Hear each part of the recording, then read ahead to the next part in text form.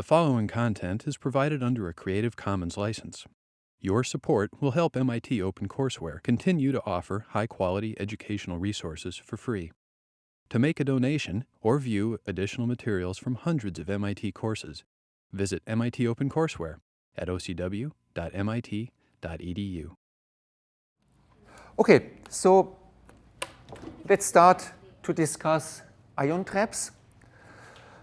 Now, in many situations, ions are just charged neutral atoms, and if the charge doesn't matter, you can do very similar physics with ions and neutral atoms. However, the charge makes major differences when it comes to confining and manipulating particles. So when I compare neutrals to ions, the forces which we exert on neutral atoms are magnetic forces,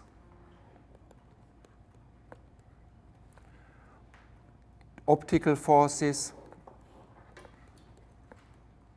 and typically the traps we can create have a depth of about 1 Kelvin. Actually, you need superconducting magnets.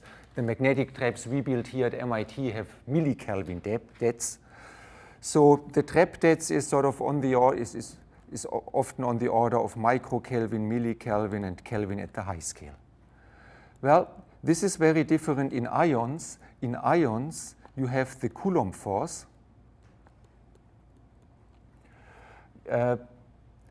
If you take electric fields of 100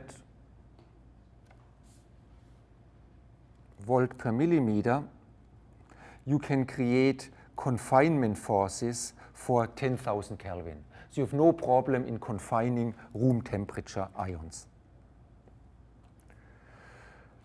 When it comes to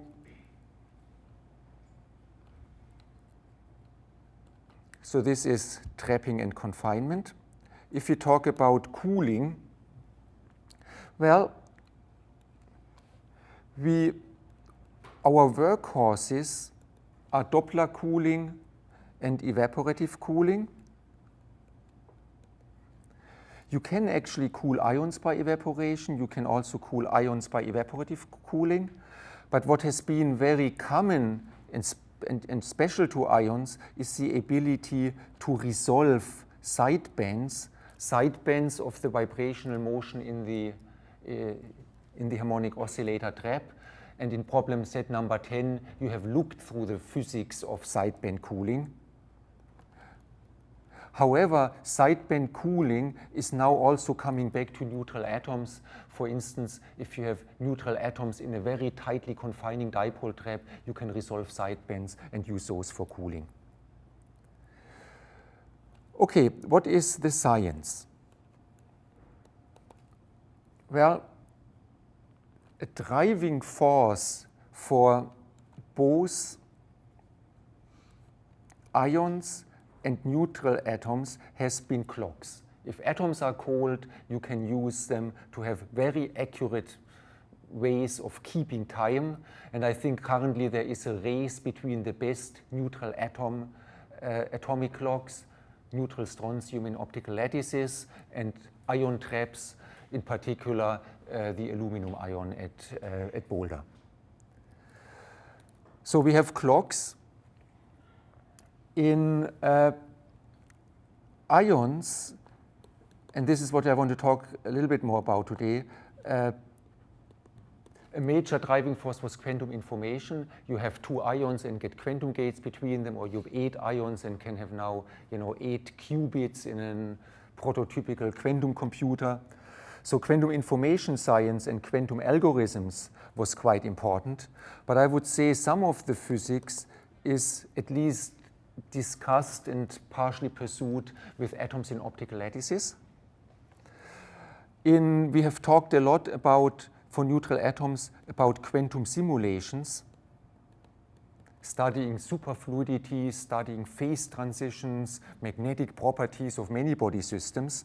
But there are now more efforts to do that with ions, Chris Monroe's group in Maryland is studying antiferromagnetic ordering of a spin chain, and the spin chain consists of a string of ions in an ion trap. So you see actually on the science side that all three clocks, precision measurements, quantum information, qubits, quantum algorithms, and quantum simulation of many-body systems are done with both neutral atoms and ions. So these are now two very different platforms. So I could spend a long time teaching about special aspects of ions. How do you do trap? How do you cool ions? How do you do quantum state control? Because this is our last lecture, I decided to focus on two aspects. One is I want to talk about a special way of trapping ions, because there is one difference for ions. Ions, until recently, have not been trapped in stationary traps. They've only been trapped in dynamic traps. So you cannot trap ions by simply putting an electric potential around it, because the divergence of the electric field is zero, and that means there's always one direction in space where the ions are dragged out. You cannot have an inward force from all directions. So therefore, when you want to use electric fields, you can only use dynamic traps. Well, for the experts, I should say, you can, this does not apply for the optical dipole trap. We know how we can create trapping potentials for neutral atoms using the optical dipole trap, and very recently a group was able to trap ions not with electric and magnetic fields provided by electrodes or radio frequency, but by in a focused laser beam. So it's a very new development, but it uses exactly the mechanism which has been used for neutral atoms. So when it comes to dynamic traps, the standard two traps which have been used for ion trapping, one is the Penning trap, which I do not want to describe in detail.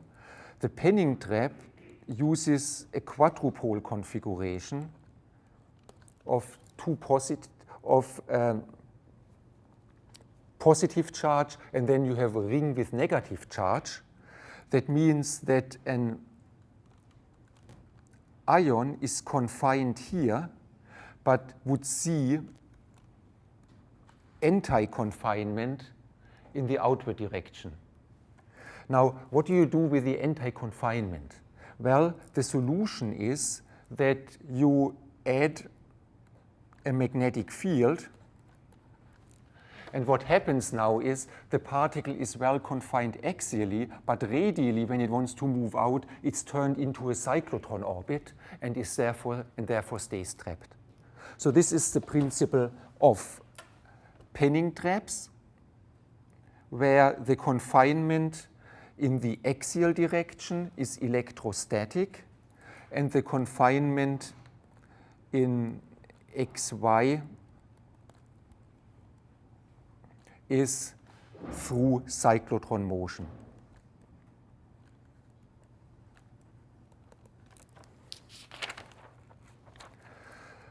Okay, it's wonderful physics to describe the motion of ions in this trap. It's the combination of an axial motion, cyclotron motion, magnetron motion.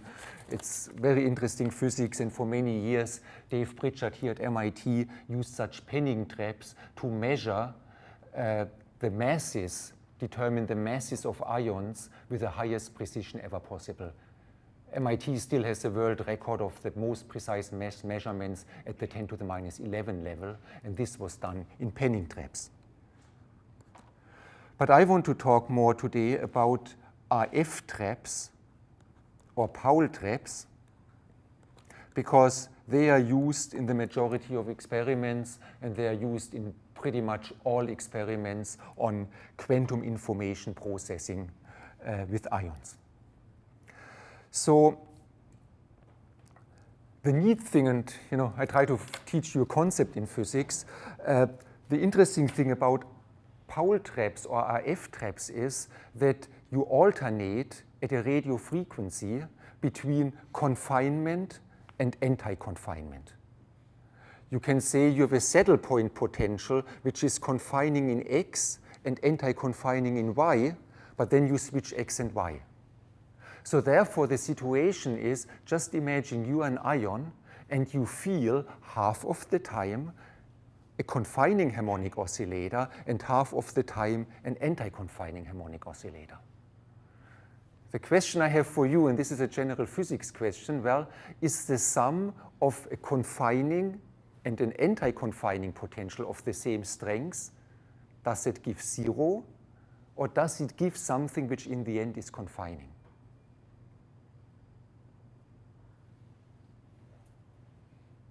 So if you were in a potential, and the potential switches permanently from parabolic upward to parabolic downward, at any given position, the average force is zero, because in one phase you have a force to the left, in the other case you have the opposite, you have the same force but to the right with the opposite sign. But what's going on here? Yes? So I can't answer this mathematically or even physically, but I just remember this very cool example that someone showed me once, where they took a saddle shape in space and put a ball in the middle, and then you spin the saddle. And as soon as the ball tries to fall to one side, the saddle will spin over and pick it up. So I know the answer has to be it is confining, but I can't explain why. Okay. Colin, It could possibly be like a threshold, because if you consider spinning it so slowly that the particle can just sort of roll off, maybe there's a threshold. Yeah, there is a threshold. I mean, if there's a confining potential for a long, long time, and then there's an anti-confining potential, and I just fall down the anti-confining potential and disappear to infinity, the confining part doesn't help me. So there will definitely be a threshold in time. We have to switch between confining and anti-confining sufficiently rapidly. Yes? Does it have something to do with the fictitious force in the rotating frame? No. But this would have been a possibility. Maybe there is a formalism, but the standard formalism does not use the rotating frame. You could think of the classical analog where you have a bead on a wire, and you have a stable position at sort of a finite angle, only at certain frequencies. Yes. Set by sort of. I'm not sure. Anyway, you all, I think everybody here works, or at least works with optics or knows what optics is. So why don't I discuss the following? If you take a positive lens and a negative lens with equal strengths, what happens now to your laser beam? You send a laser beam through, it gets an inward force by the inward bend by the convex lens and outward bend by the concave lens. Is the net effect nothing, or is it focusing?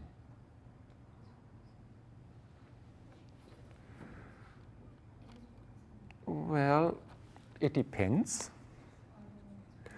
What happens is the following. If the lenses are put in close proximity, the two bending actions on the rays just completely cancel. But now we can do the following. We can put the two lenses further apart. And now the following happens. We have a laser beam which is bent inward. And you probably all know the lens maker's equation, that the further out the rays are, the more they have to be bent inward to come to a focus. So what happens is those beams are now bent inward, but when they reach the other lens, they are now bent outward somewhat. I'm not very accurate in my drawing, but the angle by which they are bent inward is proportional to the separation here. The angle by which they are bent outward is proportional to the separation there. So the inward bend is stronger than the outward bend. So therefore, what I'm telling you is convex and concave, with a certain distance between the two, results in focusing.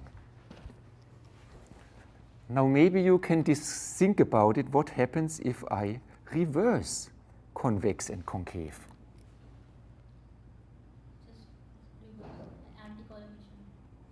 Is it now still focusing, or is it the opposite of the example above?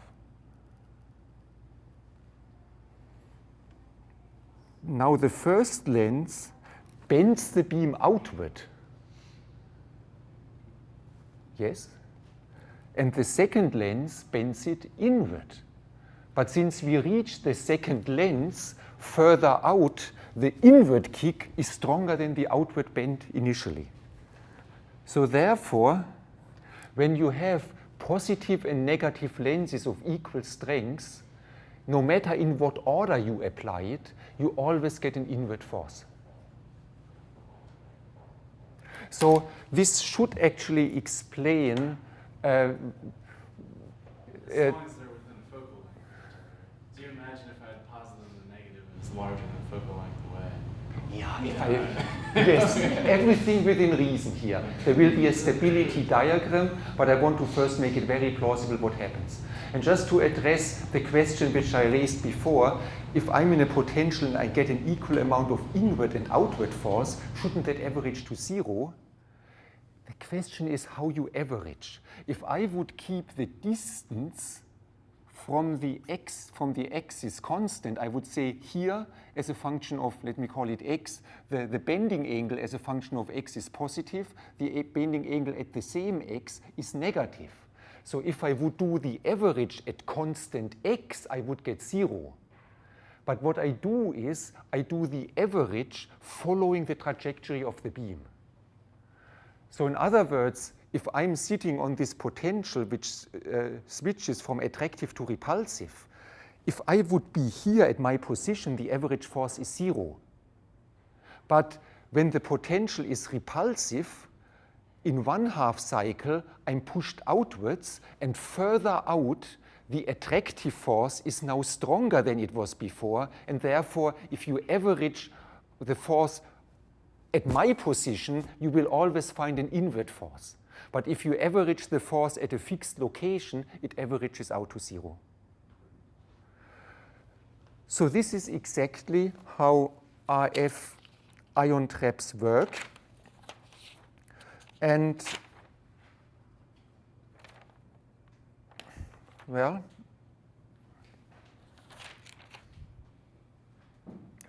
the rest are just equations to describe that. So I think we have to make a choice. I could derive for you the equations, how you average over the rapid oscillations of the potential, and you get a harmonic oscillator potential, and this is how you trap ions.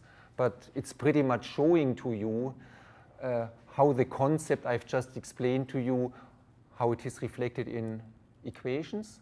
Or the second option we have that takes about 20 minutes is to explain to you how quantum computation is done with 2 ions, in particular how the famous Szolad-Dirac gate works. Do you have a clear preference? Okay.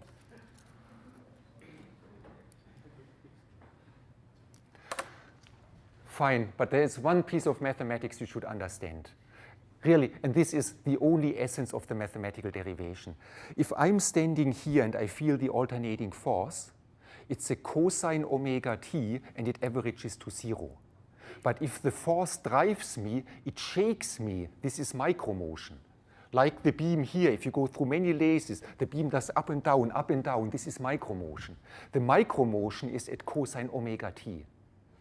And the net attractive force comes because the force which oscillates at cosine omega t, and I'm oscillating at cosine omega t, then you get cosine square omega t.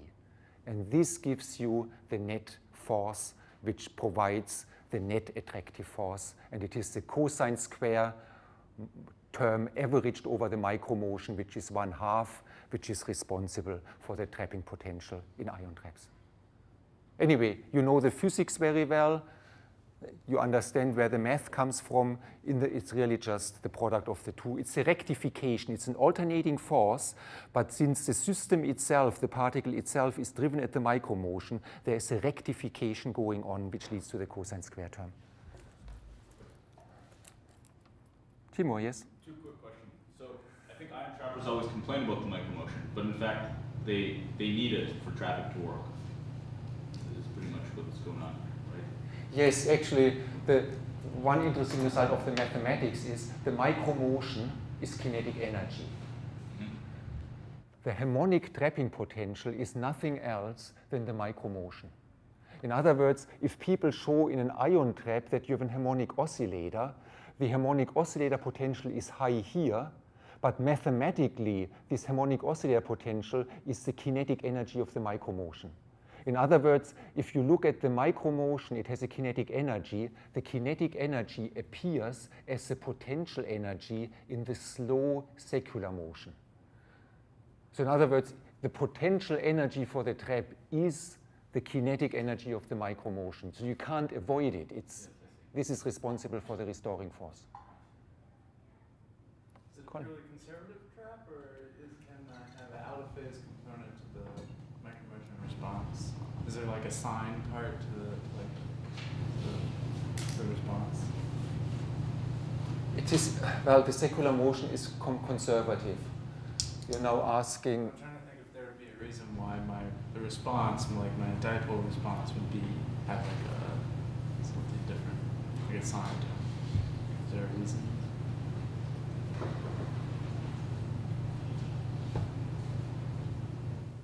Well, to the best of my knowledge, it's everything is wonderfully conservative if you have a separation of time scale. If you want to sort of get something strange or non-conservative out of the micromotion, you have to violate the adiabatic separation of time scales. There is a possibility that if particles move quickly through the potential, they're not following the micromotion adiabatically, and then there is a collision where micromotion is released as collisional energy. But on the single particle level,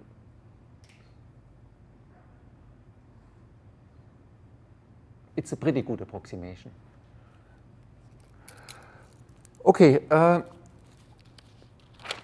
we want to talk about quantum computation with ions. Ike Schwang has a wonderful write-up on the wiki on the basic concept of quantum computation and how it applies to ions. But let me immediately jump to two-qubit operations. I mean, you've heard many, many times that a general quantum algorithm can be constructed out of single qubit rotations and two qubit gates. Single qubit rotations are just oscillations on the Bloch sphere. If you excite a particle, move it around on the Bloch sphere, this is how you can rotate a single qubit from ground state to excited state, any possible superposition state. So the physics of single atoms, Rabi oscillation, rotation on the Bloch sphere, this is all you have to know about single qubit operations. The interesting thing is, how do we create two-qubit operations? And two-qubit operation would mean you want to do something to one ion here, depending what the state of the other ion is. And this is much more subtle. So what I want to explain to you now is the famous Chirac-Zoller gate, which was really a pioneering paper which has thousands of citations now, because it showed that quantum computation can be experimentally realized in a rather straightforward way. So it's a fundamental theorem of quantum information processing that if you have single qubit operations and one two-qubit gate, which is the C0 gate, that this is a universal set of quantum gates, any arbitrary quantum algorithm can be constructed out of those gate operations. So let me just remind you what the C0 gate is. We have qubits, ion 1, ion 2, they can be in 0 or 1. These can be two different hyperfine states, or in the case of the calcium ion, it can be the ground state or metastable excited state. Just two different states of ion 1, two different states of ion 2. The C0 gate would now say the following. The first ion is the control bit, and whenever the control bit is 1, it flips the qubit, the second qubit. If the control bit is 0, it does nothing to the second ion. So therefore, the table which shows how the quantum states perform is 1, 1, 0, 0, 1, 1. It just shows that I'm writing down the matrix in this basis. It's a truth table 0, 0, 0, 1, 1, 0, 1, 1.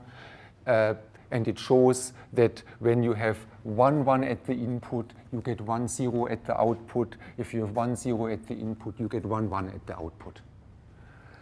Well, the 2-qubit gate I want to discuss, which has been realized which can be realized with in the simplest possible way with the Chirac-Soller algorithm, is the controlled phase qubit, which has a truth table of 1, 1, 1, minus 1. And it means when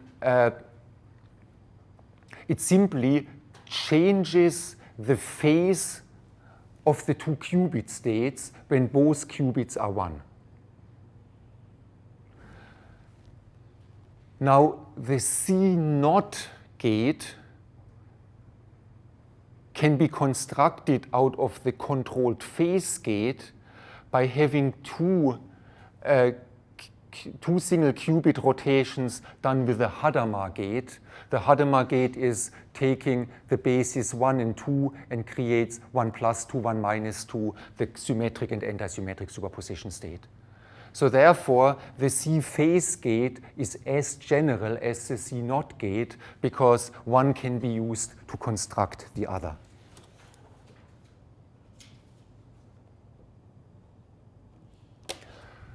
So how do we create the Chirac-Soller gate? So how do we get now the controlled phase gate out of trapped ions? So the fact is the following. Remember, we want to, if you have 2 ions, we want to change the phase to -1 of this state only if the 2 ions are qubit up. So in other words, we want to do a 180-degree rotation of the wave function, but only if both ions are up. And the question is, how do we do that? How does one ion feel what the other ion is doing? And let me explain that now. The critical element in the Chirac-Soller case is a center of mass motion. We want at some point, say, when this ion is spin up, we swap the quantum information from the ion to the center of mass motion. In other words, when this ion is up, we use laser pulses, I will explain that to you, then all the ions are moving together, and then this ion, because they are all moving, knows that this ion was spin up before.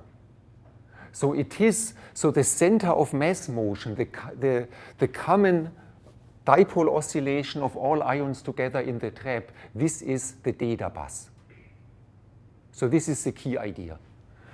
But in order to explain it to you, I have to go in 2 steps. So let's just take that as a generic level structure. We have an S state, and it has 2 different hyperfine states, spin up and spin down, and these are our 2 qubits. There may be a P state, which we have used for laser cooling, but everything is in the ground state of motion using sideband cooling, which you've studied in your homework. And what I want to show you first is how we can create a phase gate, but I'm only focusing on ion 1, so hold the thought ion 2 will come in a few moments, will come back. So what we can do is the following. Each qubit state has a vibrational structure, ground state, excited state, without center of mass motion, but then as a function of vibrational quantum number for the center of mass motion, we have G1, G2, E1, E2, and such. And what we can now do is, let's assume we have another state, a D state, which is an auxiliary state here. Fortunately, ions and atoms have many states.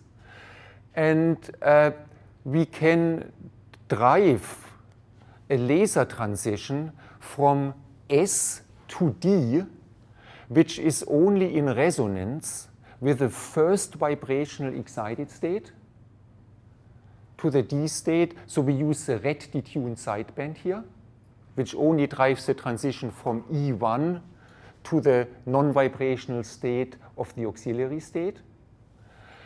And that means automatically that this laser does nothing to E0, does nothing to G0, does nothing to G1. So if we have this Hilbert space of G1, G0, G1, E0, E1, the only transition which is affected here, or the only state which is affected here, is the E1 state.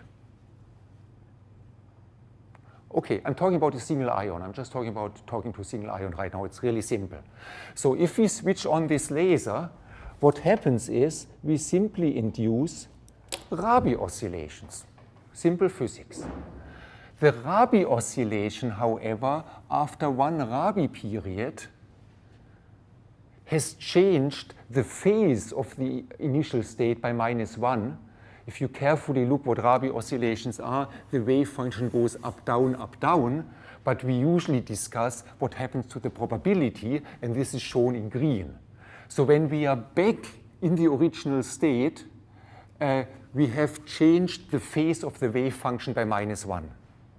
So let's just assume that we switch on this laser to this auxiliary state, and we have it's a 2 pi pulse in population, but it makes a phase shift of pi to the wave function, which is -1. So what we have accomplished now is a phase gate, not between two ions, but we have a phase gate which in this Hilbert space between the qubit up, qubit down, I call it ground and excited state, but the other qubit, so to speak, is the center of mass motion, 0, 1, 0, 1.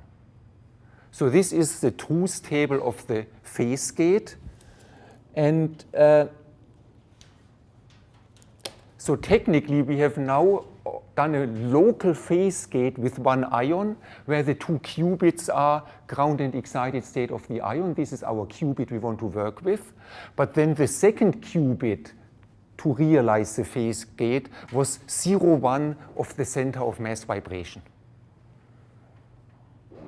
But once we have realized that, we can now immediately take this idea and get a phase gate between two ions, because the center of mass vibration is everywhere. So therefore, what we can do is, this was ion 1. We can now, and this is the missing step I want to show you, we can go to ion 2, and we can swap the qubit information, ground excited, spin up, spin down, we can swap that with the center of mass motion.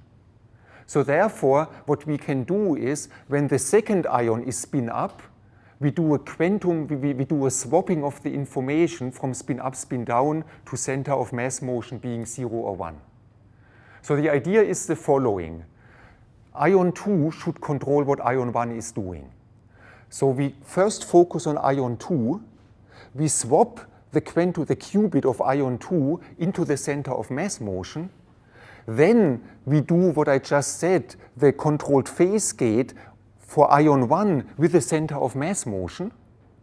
And after this is done, we write the center of mass motion back into ion 2, and then we have nothing to ion 2. Ion 2 was just putting its information into the center of mass motion. It helped ion 1 to do the controlled phase gate, and then we swap the information back. So this is the sequence. After preparing the center of mass, we first have to laser cool everything into in the center of mass motion into the 0 state. Then we swap from ion 2 the information to this phonon state, center of mass vibration. Then we do the controlled phase gate on ion 1, and then we swap the information back.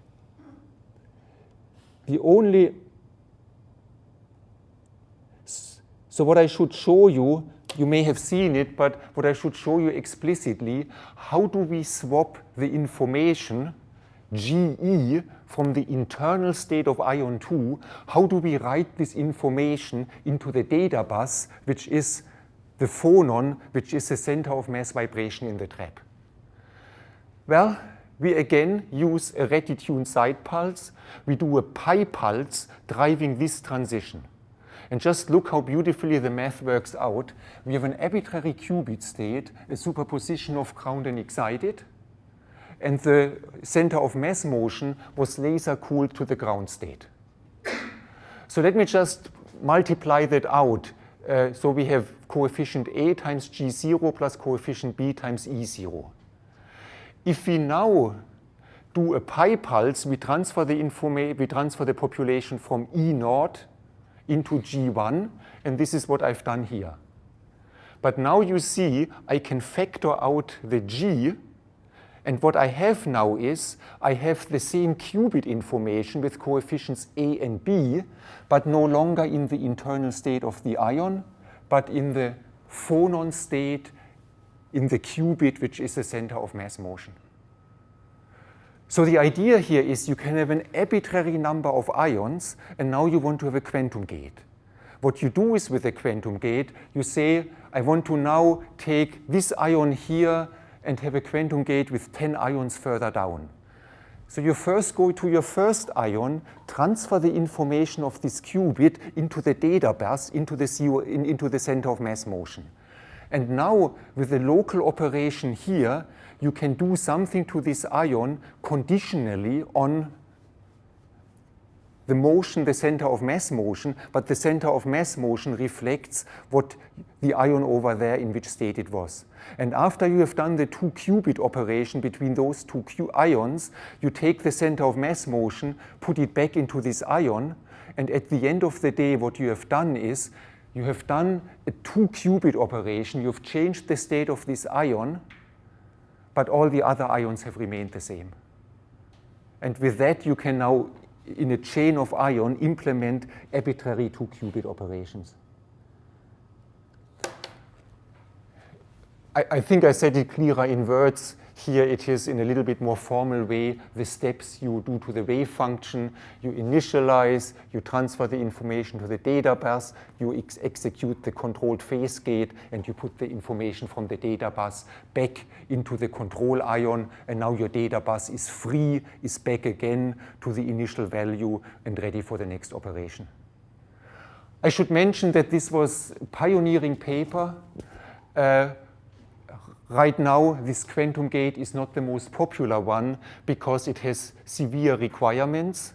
One is you really have to cool to the absolute ground state. The center of mass motion has to be cooled to the absolute ground state. There are other quantum gates which do not require such extreme cooling. And secondly, the center of mass motion, because all particles move together, is one of the slowest vibrational motions in the system. And if you want to scale up the system to more and more particles, the speed of the gate operation has to be slower than the vibrational period of the center of mass motion. So these are two disadvantages, but there are different gates, like geometric gates, like Sorensen gates. There are other possibilities to involve the same quantum logic with ions, but the one of Chirac-Solla really stands out by its pedagogy. It's really a wonderful way to see how we take the information, put it in a data bus, do the controlled phase operation, and then proceed to the next 2-qubit gate.